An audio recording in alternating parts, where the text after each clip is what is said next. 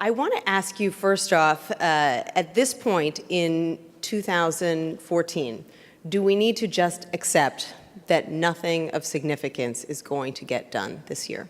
Well, I certainly hope not. That accepting that nothing will happen is unacceptable. That is to say, here we are at Peterson's Foundation, Our America, Our Future. We all have a responsibility to find common ground, to keep working, to try to get something done. If you just abandon that, you put so much farther into the future any prospect for success.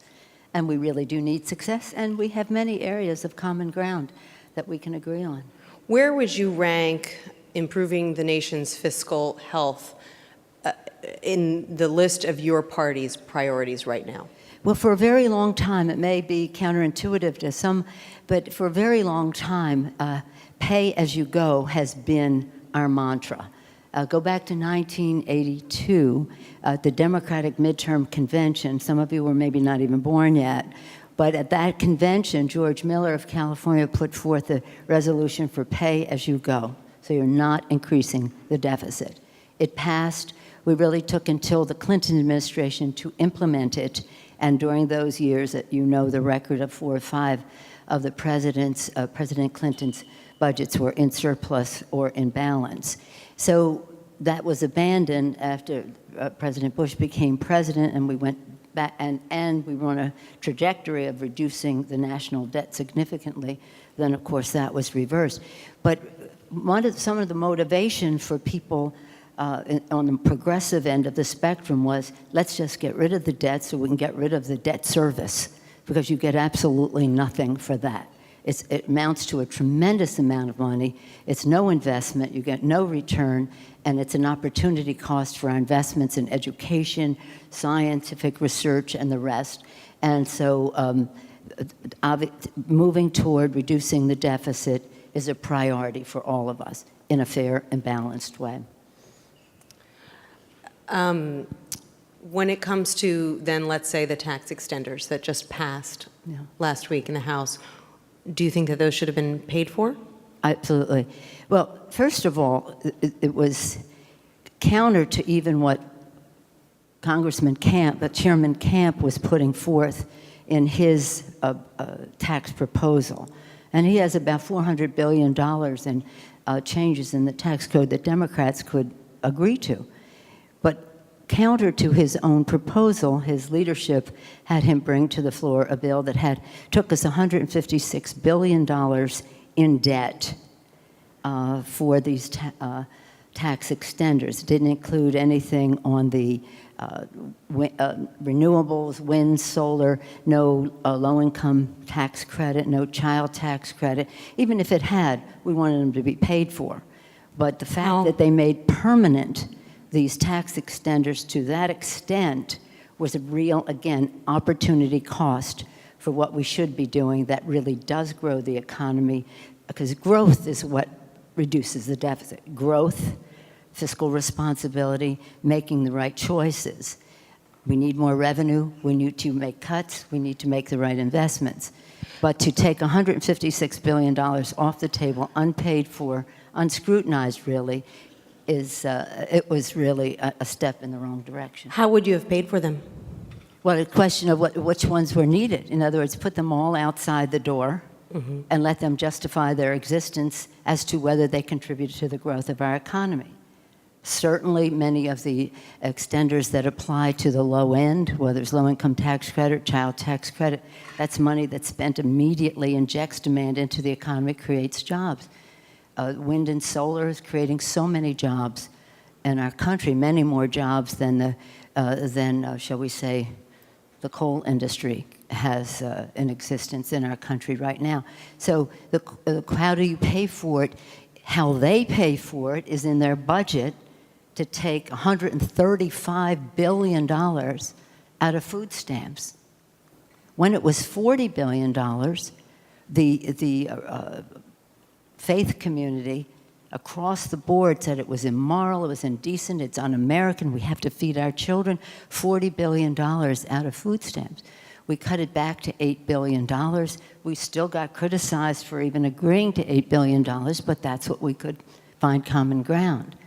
So in their budget, they have $135 billion cut from food stamps, while they give $156 billion in unpaid for tax cuts. So again, you have to see what is the justification for it, how does it grow the economy, how does it create jobs, is it worth even doing? So it's not a question of paying for it, what is it in the first place? And some of them we would be in agreement on and others not, but why should we close the door on some where there's plenty of agreement, renewables, et cetera, as well. So again, we hope that we will have come to the table, have comprehensive tax reform, fair, balanced, simplification, close up some of those loopholes, reduce the rates, both corporately and individually, but take away some of those special tax breaks. The tax expenditures are over $1 trillion in any given year. So over $1 trillion. Mr. Peterson says 1.3 trillion. Some say 1.1 trillion. That's less than all the income tax that is paid. Now some of them are very worthy, like the interest on your mortgage, but some of them are not justified, and we have to make that distinction. And I think we can, and I think in doing so, we can lower the corporate rate, which I think would be a good thing. You have been integrally involved in every big negotiation that we've seen over the past few years. You've been in there with the president, with the other leaders, whether it was the fiscal cliff or before the government shutdown or the big deal. What, in your mind, has been the sticking point that has prevented these deals from either from happening at all or from being what they could be? Not so much to lay blame, but so that it can be done differently the next time. Well, let me just say that every time we have sent our people to the table, we sent them with no instruction except to start with growth. What grows our economy? And I know the theme here is how the impact of our fiscal state is on economic growth. What grows the economy? Now let's make decisions about investments or cuts in relationship to what grows the economy and how do we pay for what we need to do. The major sticking point, to answer your question directly, has been the absolute obstruction of our Republican counterparts to any revenue piece. Now, we do think that it's important to invest in education. Nothing brings more money to the economy, to the Treasury, than investments in education, early childhood, K through 12, higher ed, post-grad, lifetime learning. Nothing brings more money to it. We need a skilled workforce. You heard Cheryl talking about that. It is essential. I would have that compete with any other tax break or some other expenditures. Investments in education, investments in scientific research, investments in research and development. We are all for research and development, not the way it was done last week, but in a way that really produces results, creates jobs, reduce the deficit. I think reducing the deficit and creating jobs should be the standard that we subject almost any expenditure or revenue to. So if you're absolutely taking revenue off the table, you cannot make enough cuts to get to the deficit reduction that you want to make. The president was willing to go forward with a grand bargain. He asked Harry Reid and he asked me, then as Speaker, what would you do if we agreed to these without additional revenues? You know, there was some revenue, the assumption of the expiration of the Bush tax cuts. But what would you do if we didn't have any other revenue provisions? We said, just go for it. It's really important for us to have a deficit reduction, even though it doesn't have everything we want. Of course, that's not the way it works. Just go for it. The president accepted it. Maybe the Republicans didn't think he would accept it, but when he accepted it, they walked away, and that was unfortunate. Because there are many things. When you have a grand bargain, you can include a lot of things in it that might otherwise be unacceptable. in a small bargain. Well, why should we make all the sacrifice? But if there's a shared responsibility, you can really get a lot done. And I think that grand bargain would have, even though, as I say, many Democrats objected to certain provisions in it, but the big picture of it was definitely worth that decision. What do you think would happen if you tried to do a grand bargain now? Do you think that you would have a different negotiation with John Boehner than you did back then? Well, I don't know. It's the same. I just don't know. We've been to the table so many times with the principals, with the president then. That was almost 3 years ago now. Joe Biden, the gang of 8, the gang of this, the gang of that. And every time I send my members into the gang, I say, you know our values. You have no instruction, except we want growth. That's the centerpiece of the table. Now see what we can get done in that regard, because growth, of course, reduces the deficit too. There are other things, and I've mentioned this to the speaker a number of times, new wrinkle, well, I don't want to say wrinkles, it's bigger than a wrinkle, but the Congressional Budget Office has told us that if you pass comprehensive immigration reform, you can reduce the deficit by $900 billion, almost $1 trillion over the how we measure what the impact of a policy is. So that would, again, contribute to the reduction of the deficit. That's something that we weren't talking about 3 years ago. So then is it worth doing parts of immigration reform? If there are some parts, like a pathway to citizenship, that are just too unpalatable to many Republicans in the House right now, would you be willing to do, say, the parts that really impact the deficit? Well, it depends. No, it has to be comprehensive immigration reform. Now, the Senate bill is not a bill that I embrace lovingly. However, it's bipartisan. It passed the Senate. It's something that could become it could be signed into law very immediately. And I've urged the Speaker to take up that bill. No. Okay, so we have an alternative because he doesn't like the Senate bill. We have I think 3 co-sponsors or something like that, or Republicans, but nonetheless, it's bipartisan, and we're hoping to take it up. But it's hard to separate what reduces the deficit or not. They're talking about comprehensive. But to your direct point about citizenship, the Senate bill is effectively a legalization bill with a path to citizenship. It's long, arduous, and takes a good deal of time.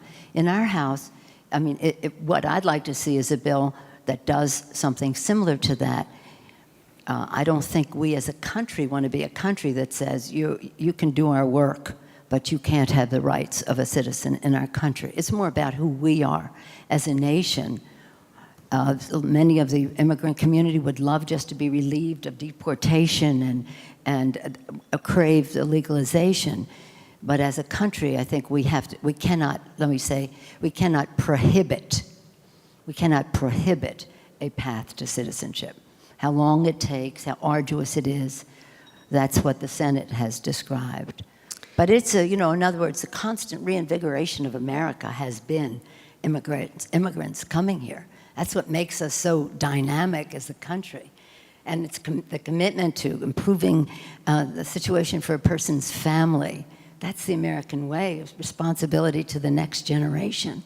So I always say every immigrant who comes with their hopes, dreams, aspirations, optimism, because we must be optimistic, makes America more American. I want to ask you in the time we have left about the Affordable Care Act, because President Clinton was here a short time ago, and he suggested that Congress should create a permanent committee to fix any problems with the Affordable Care Act. He said no bill is perfect from the beginning. This one's got problems, and we need a committee that's constantly working on making it better. Well, I will tell you this. I have all the respect in the world for President Clinton. He knows how hard it is to pass a health care bill, and I do think that the committees are in place to subject any legislation that passed. He's quite correct. No bill is perfect. None. There has never been a perfect bill. But the committees that are there have their oversight over it to subject it to the scrutiny. And I think that that that's a good enough place to be. I myself wanted single payer. I myself wanted public option. So again, I'd like to see it have some other look to it, but what is there is the compromise. Over 8 million people have signed up, over 15 million people by way of expansion of Medicaid and kids being on their parents' policies until 26 years old, and that's just the start. We're very proud of it. It is about innovation. It is about prevention. It's about quality, not quantity of procedures. It's about value of care, not volume of procedures again. So we're very excited about many of the positive aspects. We weren't thrilled about the technology and the rollout. So if he wants a committee on that, I think we've gotten over that by now. But let the policy have a chance to work.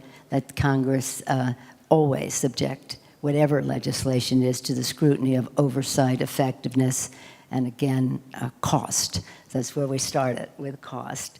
And again, I want to thank Pete Peterson for his tremendous leadership. I also thank his family. I thank Michael for the generosity of the family, not only in Pete's generation, but other generations, but the focus on how important it is to have fiscal soundness and what the impact is on the growth of our economy. So I'm honored to be here today. Thank you, Nancy. Very fitting and eloquent way to wrap this up. Thank you so much.